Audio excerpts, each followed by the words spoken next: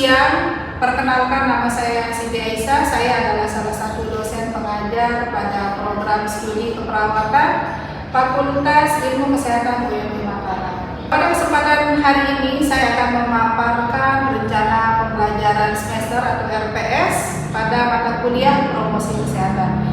Video pembelajaran ini dibuat sebagai salah satu syarat untuk mengikuti sertifikasi dosen, yaitu salah satu bentuk unjuk kerja di Dharma perguruan tinggi dalam aspek pengajaran. Mata kuliah promosi kesehatan ini termasuk mata kuliah wajib di program studi keperawatan yang biasanya disampaikan nanti pada semester 3. Mata kuliah ini mempunyai bobot 2 SKS, ya, yang pertama 1 SKS-nya itu teori dan 1 SKS itu adalah praktek. Mengenai durasi waktu pembelajaran, menurut Permendikbudristek nomor 53 tahun 2023 bahwa 1 SKS pembelajaran itu sama dengan 45 jam dan itu sudah diterapkan di kampus kami. Termasuk di dalam 45 jam pembelajaran itu terdiri dari kuliah tatap muka, diskusi, kemudian penugasan, kemudian ada juga lembar kerja mahasiswa, dan khusus mata kuliah promosi kesehatan ini ada proyek yang diberikan kepada mahasiswa berupa penyuluhan langsung. Jadi nanti mulai pemilihan tema, kemudian desain promosi sampai dengan penyuluhan ke kelompok sasaran, dan itu dijadikan sebagai evaluasi akhir semester sebagai pengganti ujian tulis. Adapun deskripsi mata kuliah ini memberikan pemahaman kepada mahasiswa tentang konsep, prinsip, teknik promosi kesehatan yang meliputi strategi, kemudian perencanaan, pelaksanaan, monitoring serta evaluasi, di mana metode pembelajaran itu dikembangkan untuk memberikan pengalaman belajar kepada mahasiswa di dalam mengaplikasikan promosi kesehatan, khususnya di dalam melakukan asuhan perawatan baik itu kepada individu, kepada keluarga dan kelompok khusus. Kemudian capaian pembelajaran itu ada beberapa capaian pembelajaran pada mata kuliah promosi kesehatan, yaitu 1. Mahasiswa mampu menjelaskan konsep promosi kesehatan. Yang kedua, mahasiswa mampu mendemonstrasikan 5 strategi pendekatan promosi kesehatan. Kemudian yang ketiga, mahasiswa mampu memahami, monitoring dan evaluasi promosi kesehatan. Kemudian yang keempat, mampu mendesain perencanaan promosi kesehatan. Dan yang kelima, mampu menjelaskan perilaku hidup bersih dan sehat. Kemudian yang terakhir adalah mampu mendemonstrasikan promosi kesehatan dalam asuhan perawatan. Metode pembelajaran yang kami lakukan itu adalah dengan pendekatan student center learning atau SCL, di mana metode pembelajaran ini difokuskan kepada mahasiswa. Namun selain SCL, kami juga masih memberikan mata kuliah secara tatap muka, ya, baik itu ceramah namun dengan durasi yang lebih sedikit. Kemudian ada diskusi dan presentasi dari mahasiswa. Kemudian nanti pada akhir perkuliahan kami memberikan proyek sebagai pengganti penilaian akhir semester berupa penyuluhan langsung kepada kelompok sasaran. Untuk waktu perkuliahan kami laksanakan selama 16 minggu, termasuk di dalamnya ada penilaian tengah semester dan ada juga penilaian akhir semester di waktu tadi. Kemudian untuk penilaian kuliah ini ada beberapa hal yang dinilai. Yang pertama adalah kehadiran dan keaktifan mahasiswa, yaitu 15%. Kemudian penugasan 20%, evaluasi 5%, dan biasanya evaluasi tengah semester ini kami lakukan dengan memberikan tes tulis, ya, dengan bobot 25%. Kemudian evaluasi akhir semester berupa program atau proyek yang diberikan kepada mahasiswa tadi berupa proyek penyuluhan kesehatan dengan kelompok sasaran dengan bobot yang cukup besar, yaitu 40%. Demikian penjelasan proses perkuliahan khususnya pada mata kuliah promosi kesehatan pada program studi klinikal keperawatan. Selanjutnya berikut akan ditayangkan proses pembelajaran tatap muka mata kuliah promosi kesehatan, di mana pada video ini akan memberikan pemaparan tentang mata kuliah perilaku hidup bersih dan sehat. Terima kasih. Perkuliahan hari ini, gimana kabarnya adik-adik semua? Alhamdulillah. Semangat tetap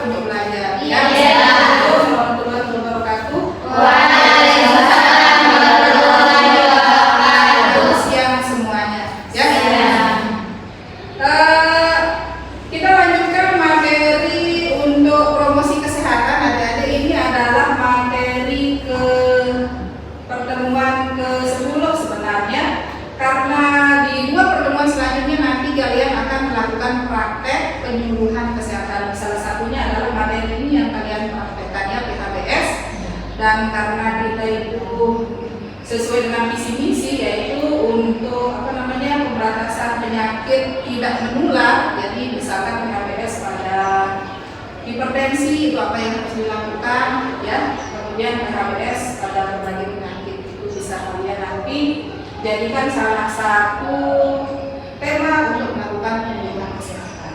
Oke, kita masuk ke materinya ya.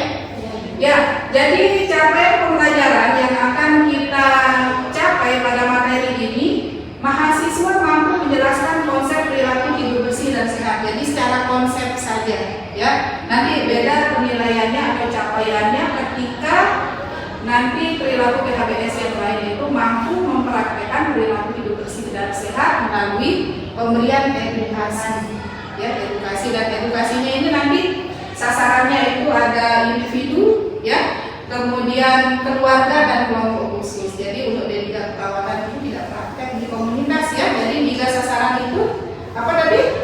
Individu, kelompok, dan kelompok khusus. Atau misalnya kelompok khusus lansia, kelompok khusus ibu hamil, ya, kelompok khusus remaja, ya. Sampai sini kira-kira ada yang ditanyakan? Kita lanjut ya. Ya, tujuan pembelajaran ya. Pembelajaran ini ada beberapa tujuan, ada 8 tujuan yang harus kita capai, tapi ini hanya mengetahui secara konsep. Jadi tujuannya itu adalah pemahaman saja ya. Yang pertama adalah memahami konsep perilaku hidup bersih dan sehat ini secara umum. Kemudian PHBS di masa pandemi karena kita baru saja melewati pandemi COVID-19 ya. Kemudian PHBS di rumah tangga. Nah, ini indikatornya ada 10 dan mungkin sudah banyak kalian lihat ya spanduk-spanduknya di puskesmas, kemudian di dinas kesehatan terutama. Kemudian memahami PHBS di sekolah, kemudian PHBS di rumah sakit atau pelayanan kesehatan, kemudian PHBS di perkantoran atau instansi, jadi masuk dia dinas kesehatan dan lainnya. Nah, ini PHBS di pondok pesantren juga ada ya. Kemudian memahami PHBS di tempat umum. Tempat umum ini masuk pasar, ya, taman-taman. Nah, sebelum kita memasuki uraian materi, kita akan diskusi dulu adik-adik. Siapa tahu di antara kalian pernah membaca sebelumnya tentang PHBS, ya? Karena PHBS ini sangat umum, ini menjadi salah satu kampanye pemerintah kita, ya. Bagaimana caranya meningkatkan masyarakat itu supaya sehat, ya? Karena mencegah itu lebih baik daripada mengobati. Ya, biaya orang sakit itu mahal, karena yang gratis itu, ya. Gratis biaya ke pelayanan kesehatan rumah sakit melalui BPJS ya gratis. Tapi yang makan, untuk makan penunggunya, ya, transportasinya, belum bayar parkirnya, belum bayar pempesnya dan lainnya, sehingga sakit itu nggak ada yang gratis, ya. Nah, tahukah Anda apa itu PHBS? Mungkin di antara kalian ada yang mau berpendapat, silahkan angkat tangan. Saya Putri ya dulu. Apa deh PHBS? PHBS itu adalah perilaku hidup bersih dan sehat di tempat-tempat seperti rumah tangga, di rumah sakit, dan di tempat umum seperti taman atau pasar. Ya, jadi seperti itu. Mungkin ada temannya yang mau berpendapat dari awal juga angkat tangan. PHBS seperti apa? Mungkin orang punya pendapat lain. Baik, kepanjangan dari PHBS itu yaitu perilaku hidup bersih dan sehat, yaitu semua perilaku kesehatan atas kesadaran diri sendiri dan keluarga yang dapat membantu dan menolong orang itu sendiri dan keluarganya. Jadi PHBS itu perilaku rencana ya. Jadi harus kita benar-benar sadar, untuk menghindari penyakit musiman misalkan apa yang sering terjadi ya, DBD musim hujan, ya harus kita tahu. Salah satu caranya adalah membersihkan dinding nyamuk, ya supaya tidak ada tempat perindukan nyamuk di situ. Ya seperti itu. Jadi ada perilaku sadar yang kita terapkan untuk meningkatkan kesehatan. Ya. Selanjutnya yang kedua, apa saja indikator PHBS secara umum? Kira-kira ada yang mau berpendapat? Ya. Yang pertama indikator PHBS secara umum ada 10. Yang pertama persalinan di tempat pelayanan kesehatan. Ya. Dan yang kedua menimbang berat badan bayi. Yang ketiga, memberikan ASI eksklusif selama 6 bulan. Ya, selanjutnya ada lagi itu. Ya, berarti dari 10 indikator itu mungkin ada temannya yang mau menambahkan baru 3 ya. Nafisa mungkin? Tidak ada. Ada? Saya Bu, Oh ya, Putri gimana? memeriksakan kesehatan. Memeriksakan kesehatan secara berkala. Ya seperti mengecek suhu tubuh, mengecek tensi atau menimbang berat badan dan lain-lain. Ya boleh ya, walaupun itu kalau secara umum biasanya yang kesehatan berkala itu dilakukan di di kantor atau di instansi layanan kesehatan atau di rumah sakit ya. Iya. Kemudian ada lagi yang mau berpendapat mungkin orang? Ibu, Oh ini ada surprise. mencuci tangan. Oh iya, mencuci Iya. tangan itu adalah hal yang paling esensial karena tangan itu adalah salah satu media yang paling disukai oleh patogen, kemudian mikroorganisme lainnya untuk masuk ke dalam tubuh yang bisa menyebabkan berbagai penyakit ya, ya selanjutnya. Nah ini ada beberapa tempat berikut ya yang harus dilakukan. Ada tindakan program PHBS atau perilaku hidup bersih dan sehat. Nah ini kira-kira di antara semuanya ini ada di rumah, sekolah, badan kesehatan, kantor, pondok pesantren dan lainnya. Ini kira-kira indikator apa yang bisa kalian jelaskan? Nah ini kan masing-masing punya indikator ya. Di rumah ada, di sekolah, badan kesehatan, ya. Ada yang mau berpendapat? Indikator PHBS-nya ada. Oh iya, buat gimana deh? Yang mana mau dipilih, rumah tangga, sekolah? Kira-kira? Pondok pesantren. Oh iya, pondok pesantren. Ya mungkin Puput anak pondok ya. Ya coba. Apa kira-kira indikator PHBS yang bisa dilakukan di pondok pesantren? Yang pertama yaitu membersihkan toilet. Ya, toiletnya harus bersih ya. Ya. Apalagi? Tidak membiarkan sampah menumpuk, terutama yaitu sampah pembalut, biasanya di pondok pesantren Putri. Ya, terus Terus lagi? tidak membiarkan WC-nya itu mampet. Ya, selokannya berarti sanitasinya harus Iya, bersih ya. itu. Ya, Ya. ya bisa. Terus? Tidak membiarkan jemuran berhari-hari. Ya ini curhat anak pondok pesantren ini. Jadi tempatnya namanya kita tinggal di banyak orang ya, banyak teman kita, fasilitas sedikit ya, ada yang pembersih, ada yang kurang pembersih, Iya. dan ada yang jorok ya. Iya. Sehingga dituntutlah perilaku PHBS ini dengan indikator salah satunya jambannya harus bersih, sampahnya juga bisa dikelola dengan baik termasuk jemuran dan selokan ya. Seperti itu. Kemudian kira-kira ada yang bertanya lagi terkait dengan indikator PHBS yang keempat? Yang rumah tangga Ibu, Ya, boleh. harus pemberian ASI yang eksklusif, yaitu tidak ada selingan, hanya ASI saja. Kasih saja. Terus melahirkan di tempat di rumah sakit, Di tidak fasilitas diberian, kesehatan. tidak diberian gitu. Ya, kalau bahasa sasarnya Iya. belian itu adalah dukun beranak. Ya, sekarang tidak boleh lagi tidak direkomendasikan. Terus lagi Pemberian makanan yang bergizi kepada anak dan anggota keluarga yang lainnya, terus mencuci tangan, itu aja Bu yang saya tahu. ya. Yang lain kira-kira ada yang berpendapat lagi terkait dengan indikator PHBS? Di kantor Ya, itu indikator ya. dengan cara mencuci tangan, tentu saja mencuci tangan. Terus yang kedua itu kita harus bekerja sewajarnya, tidak terlalu supaya tidak stres gitu. Tidak stres Iya, kerja. tidak Ya. stres dalam pekerjaan dan pemeriksaan kesehatan secara berkala. Tentu Iya. saja di kantor itu kan perlu ibu. Ya, betul ya.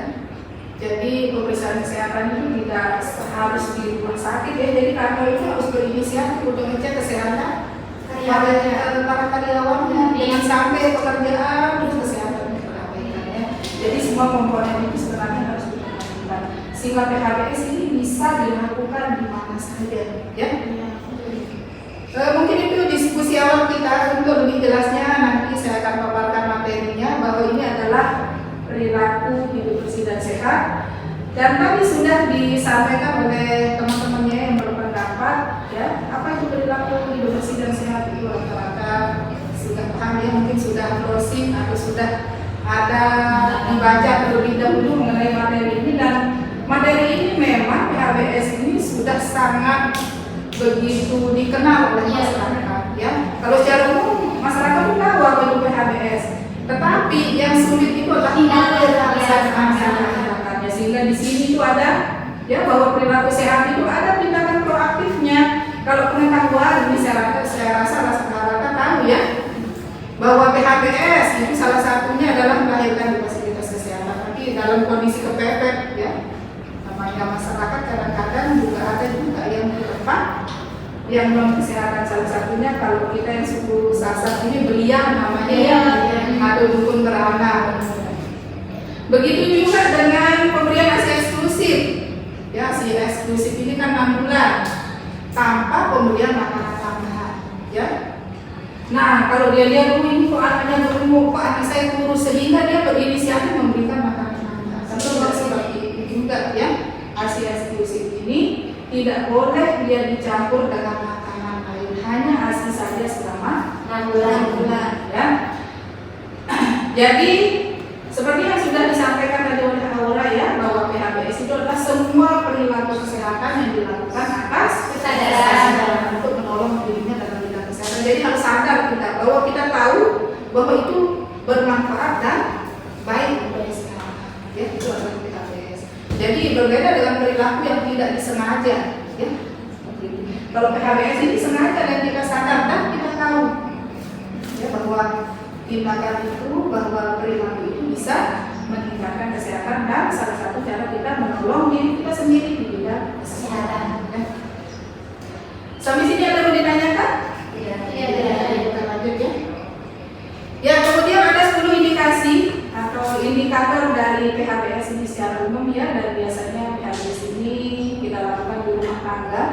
Dan ini sebagian kalian sudah tadi menyebutkan ada persalinan ditolong oleh tenaga kesehatan, ya. Kemudian ASI eksklusif selama 6 bulan, ya. Kemudian menimbang bayi dan balita, dan ini biasanya di program posyandu, ya, setiap bulan itu dilakukan. Kemudian penggunaan air bersih, ya. Dan selanjutnya mencuci tangan dengan air bersih dan sabun, menggunakan jalan sehat, memberantas jentik nyamuk. Dan pemberantasan jentik nyamuk ini salah satu tujuannya adalah untuk apa tadi? Berapa kali seminggu harus dilakukan? 2 kali. Ya.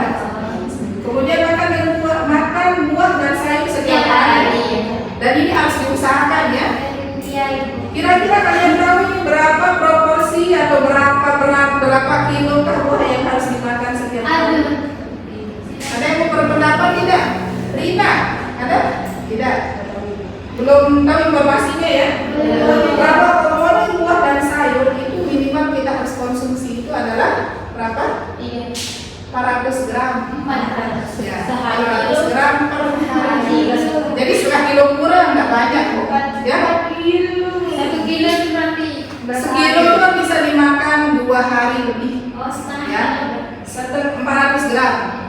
Jadi buah ini 150 gram dan sayur ini komposisinya adalah 250 gram, dan ini harus kalian konsumsi setiap hari, ya. Akan berbeda ceritanya nanti kalau kalian hanya menggunakan makanan paketan, geprek, ya. Karena sebagai mahasiswa biasanya itu temannya, ya, geprek dan es teh itu kan tidak memikirkan gizi seimbang, yang penting kenyang dan tidak repot, ya. Dan itu mungkin perlu dievaluasi lagi mengenai perilaku hidup sehat.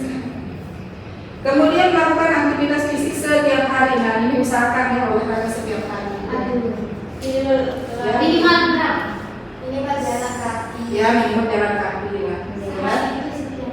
Ada yang mau bertanya ini kira-kira, atau ada yang mau berpendapat tentang melakukan aktivitas fisik ini? Ada? Apakah fisik itu kita harus olahraga saja? Apakah Iya. bisa berjalan atau melakukan Aktivitas fisik itu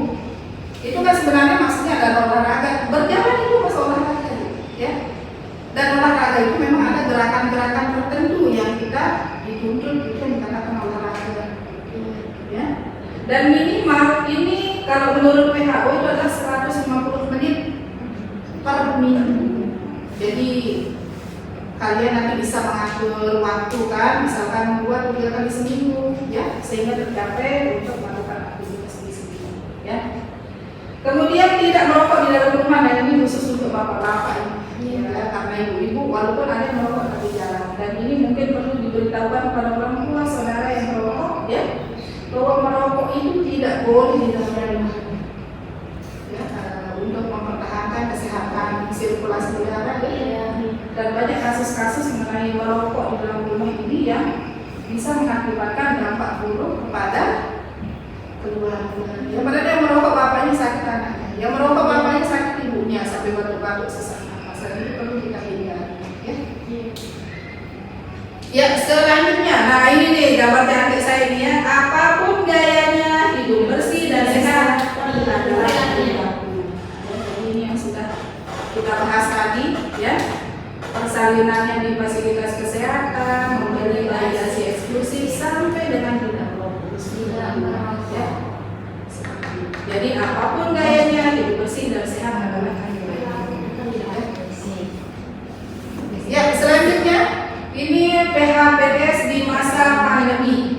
Ya, kita dalam beberapa tahun kebelakang ini kan sama-sama mungkin kita merasakan hidup di masa pandemi semua dibatasi. Jadi ini yang pernah kita lakukan, cuci tangan dengan sabun, konsumsi makanan sehat, menggunakan jamuan sehat dan bersih, olahraga teratur walaupun olahraga ini tidak boleh kita sama-sama harus sendiri-sendiri pada saat itu, ya. Dan dilakukan di rumah, membuang sampah pada tempatnya, tidak merokok, kerja bakti, membersihkan lingkungan, hindari stres dan cukup istirahat, ya. Di mana yang semuanya ini tujuannya adalah meningkatkan daya tahan tubuh dan meningkatkan daya hidup sehat. Ya, ini sama-sama kita pernah jalani. Ya, semoga kedepannya tidak ada pandemi-pandemi yang lain. Ya, sehingga kita bisa hidup normal, berinteraksi, ya, seperti sekarang. Ya, selanjutnya PHBS di sekolah, itu masuk di kampus ini. Ya, apa yang harus kita lakukan? Kita ya, apalagi tidak merokok, tidak merokok. Ya, jadi di kampus kita itu ada kawasan bebas asap rokok, artinya nggak boleh merokok, ya. Jangan dibaca nanti kawasan bebas asap rokok, jadi bebas asap berterbangan, ya. Jadi bebas asap rokok itu tidak ada asap rokok di situ, artinya tidak ada orang boleh merokok, ya. Kemudian buang dan sampahnya. Ya. Kemudian timbang berat badan dan ukur tinggi badannya. Selalu pantau pertumbuhan dan perkembangan, terutama untuk anak TK, SD, SMP dan SMA. Kemudian jajan di kantin sehat sekolah. Nah ini kantin sehat ini perlu dituntut, ya. Harus ada di sekolah, jangan dia menjual makanan yang justru tidak sehat. Ya, kalau bisa dia menjual makanan buah-buahan, harus ada di kantin. Jangan hanya ciki-ciki makanan-makanan siap saji yang ada di situ, buah pun harus ada. Ya, kalau misalkan mengkonsumsi nasi, sayur harus tersedia. Ya, sehingga dimanapun berada, termasuk di sekolah, bahwa PHBS ini selalu bisa dilakukan. Ya. Kemudian olahraga secara rutin, ya, ini juga harus kita lakukan, dan biasanya di sekolah ini ada jadwal olahraga. Iya, dan nanti kalau kalian mungkin di instansi perguruan tinggi itu biasanya memang mengelola, ya, biasanya hari Sabtu itu sengaja dikosongkan supaya bisa melakukan aktivitas fisik, ya. Dan sebenarnya sore hari bagi kalian yang tinggal di asrama itu bisa melakukan aktivitas fisik juga, ya, tidak hanya menunggu hari Sabtu. Kalau Sabtu kita olahraga lembur misalnya 150, karena kata WHO 150 menit harus olahraga, ya, seperti itu. Jadi kita lanjutkan untuk mempercepat saja. Ini ada PHBS di pelayanan kesehatan di rumah sakit, ya. Ini ada cuci tangan, kemudian dengan air bersih dan air mengalir. Kalau tidak ada bisa menggunakan alkohol, ya. Dan biasanya tersedia selalu di tempat perawatan pasien. Kemudian menggunakan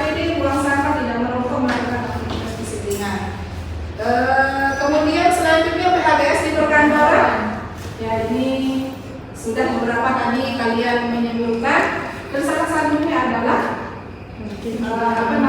melakukan aktivitas fisik dan pemeriksaan kesehatan. Harusnya kantor itu mempunyai program untuk ini ya. Jadi untuk menghindari mengelola stres kerja ya, jangan hanya dituntut untuk bekerja tanpa memperhatikan kesehatan. Ya, selanjutnya PHBS di pondok pesantren ini juga ada temannya tadi yang sudah menyebutkan ya, anak-anak pondok biasanya sangat tahu bagaimana kondisi pondok pesantren. Ya. Yang pertama tentu saja cuci tangan, mandi setiap hari karena keterbatasan fasilitas ya. Untuk sanitasi biasanya kita mandi ya. Bahkan untuk murid baru itu paling mengenaskan. Tidak tahu cara nyantri. Siapa setelahnya ada lagi pindah kamar mandi lain. Siapa lagi setelahnya ada ternyata namanya di mana. Ya begitulah di pondok pesantren. Tapi sebenarnya pengelola harus bisa membagi ya. Untuk murid baru harus ada kamar mandinya supaya dia tetap dapat mandi ya, gosok gigi dan Oke, selanjutnya PHBS di tempat umum. Ya, PHBS di tempat umum ini termasuk taman, ya, pasar, itu tersedia sarana cuci tangan, pakai sabun. Ini tidak pernah saya lihat ini. Ya, tapi secara PHBS indikator ini harus ada. Walaupun beberapa kali saya masuk pasar tidak ada. Kemudian lingkungan bersih dan bebas sampah, adanya fasilitas pembuangan limbah yang benar, edukasi kesehatan bagi pengunjung dan tidak merokok. Nah, apalagi merokok ini di rata-rata kerjaan lebih banyak-banyakkan di pasar sambil jualan sambil merokok ya. Dan mungkin tidak ada di area umum ini adalah mall karena takut sama security. Ya, dari materi ini ada yang mau ditanyakan? Ibu yang di pondok pesantren kan katanya harus dapat gizi yang cukup. Tapi kan kita di pondok pesantren itu aja makanannya seringnya nasi ala pondok lah ya.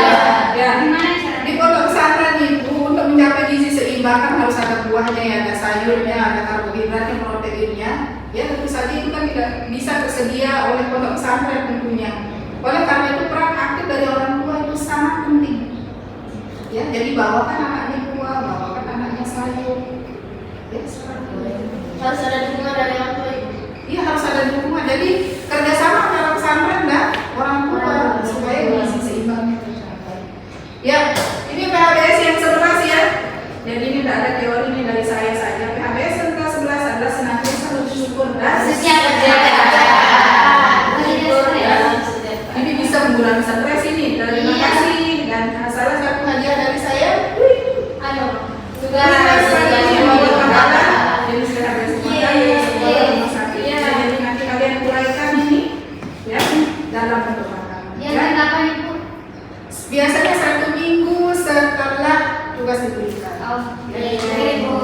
Jadi begitu pertemuan kuliah kita hari ini. Nanti kita akan lanjutkan dengan materi yang lain ya.